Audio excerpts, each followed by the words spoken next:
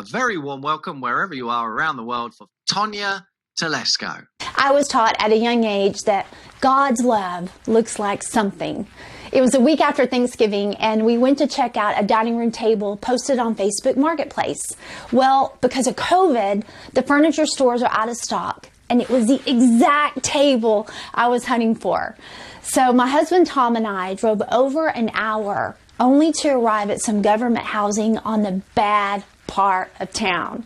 3 police cars followed us in, and there was yellow crime scene tape strung across the parking lot.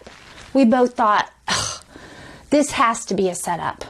But instead, we put on our mask, we planned our escape, and I cautiously knocked on the door. We waited and we waited, and just when we were about to dodge, the door cracked open. And before my eyes stood these 4 little boys and their sweet mom, Maria. The 2-year-olds were twins. And I tell you, I had never seen so much beautiful hair in one room in my entire life. But this place was tiny. And all they had was this old torn couch, some toys spread across filthy carpet, and this one massive dining room table. Our hearts just melted. The table was given to them by her mother, and they needed to sell it. But unfortunately, it was an awful shape. It was just covered in food, spilled milk, and one of the legs was broken. So we left without it. But as we were walking out the door, I heard one of the little boys say, "Mommy, I think I really like her."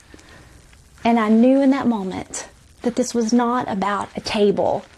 This was about an opportunity. The next morning, Tom and I drove back over there unannounced in the pouring rain, and they were shocked to see us. And after we finished laughing about my really, really bad Spanish, we loaded up that awful table. And not only did we get to bless them with 4 times the amount, we got to share our faith.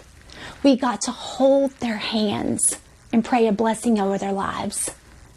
That's because love looks like something, and it never leaves people the same way that it finds them. Someone once said, if opportunity doesn't knock, build a door. Or I might say, buy a dining room table. Thank you.